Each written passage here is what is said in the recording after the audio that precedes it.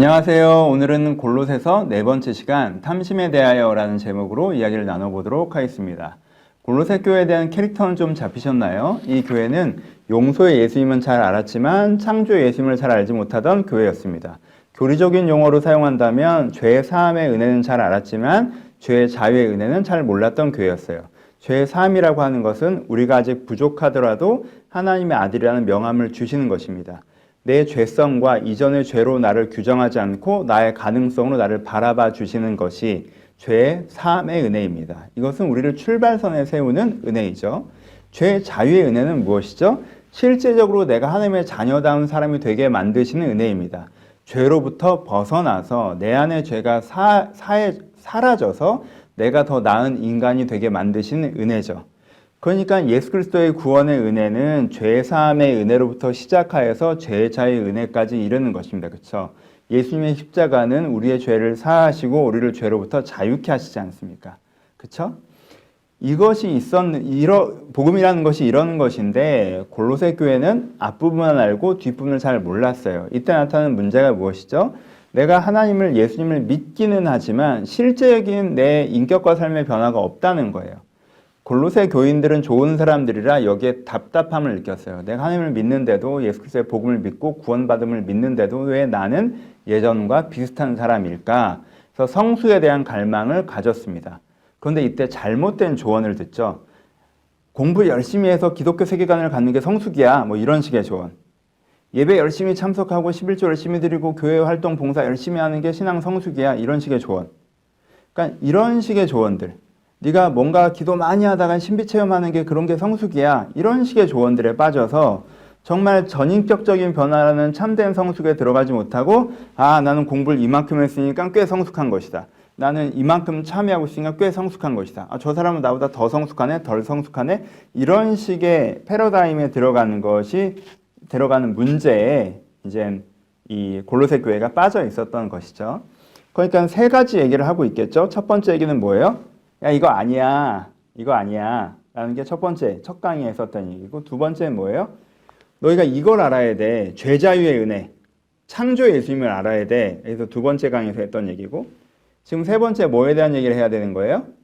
그러면 네가 어떻게 변해야 되겠니? 뭐가 진정한 성숙이겠니?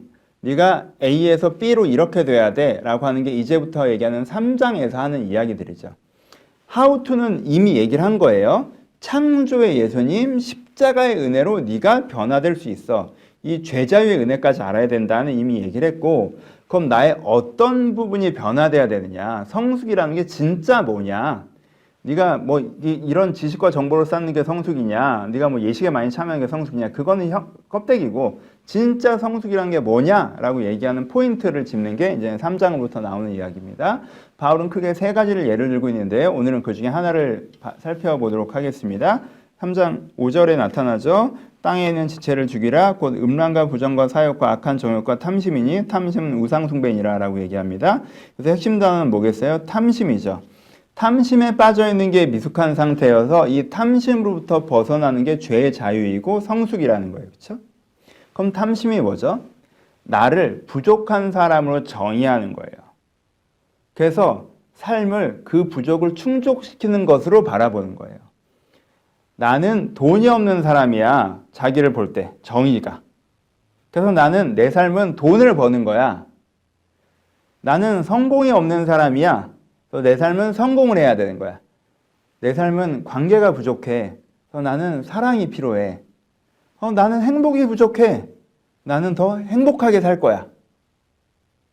여러분, 이 생각 자체가 잘못됐다는 거 아니에요? 돈이 부족해, 돈을 좀 벌어보자. 성공이 부족해, 성공을 좀 해야겠다. 이 생각 자체는 잘못된 게 아니에요. 근데 이게 나 자신에 대한 정의이고 삶에 대한 해석이 될 때 이걸 탐심이라고 합니다.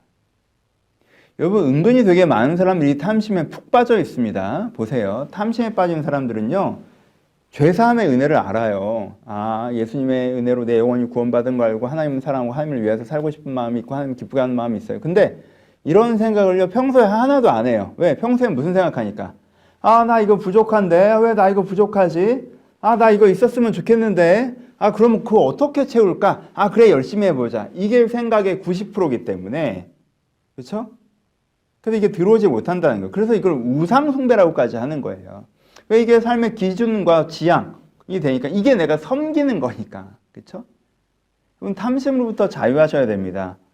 이게 너무 익숙해서 이게 뭔지 느낌이 잘 안 오세요? 삶의 정의는 뭐가 돼야 돼요? 내가 날 부족한 사람으로 정의하면 안 되고요. 내가 만족한 사람으로 정의해야 돼요. 아, 하나님께서 나를 이런 사람으로 만드셨구나. 그러니까 자기 정의가 돼야 돼요. 그래서 삶을 바라볼 때는 사명으로 바라봐야 되죠. 그럼 나는 무엇을 하면서 살아갈까? 내가 어떻게 살아갈까? 이렇게 바라보고 이것을 실천해 가는 것. 내가 하나님이 만드신 나의 형상을 깨닫는 만족으로서 자기를 정의하고 그래서 그런 사람으로서 어떻게 살아갈까 하는 사명으로서 삶을 바라보는 것. 이렇게 될 때 우리가 어디로부터 우리가 죄로부터 벗어나 새 사람이 된 상태, 지식에까지 새로움을 받은 사람이 되는 된 것입니다. 그렇죠? 이것을 추구하셔야 됩니다. 이것은 무엇으로 말하면 이루어진다고 했어요? 예수 그리스도의 십자가의 사랑을 깊이 묵상하심으로 말미암아 그 안에서 내 자신을 찾고 그 안에서 내 인생의 소망을 하나님께서 발견할 때 이런 구원의 은혜를 경험할 수 있습니다. 그러니 여러분 탐심이 내 진심이라고 생각하지 마시고 탐심으로 인생을 바라보는 게 당연하다고 생각하지 마시고 더 신앙생활은 하나님 나의 탐심을 채워주세요. 왜 채우지 않습니까? 신앙생활이 되지 않게 하시고 아 내가 탐심이 내 기본 구조가 되어 있는데 이것으로부터 벗어나겠다. 내가 다시 하나님을 통한 자기 해석과 사명으로서 나를 바라보자.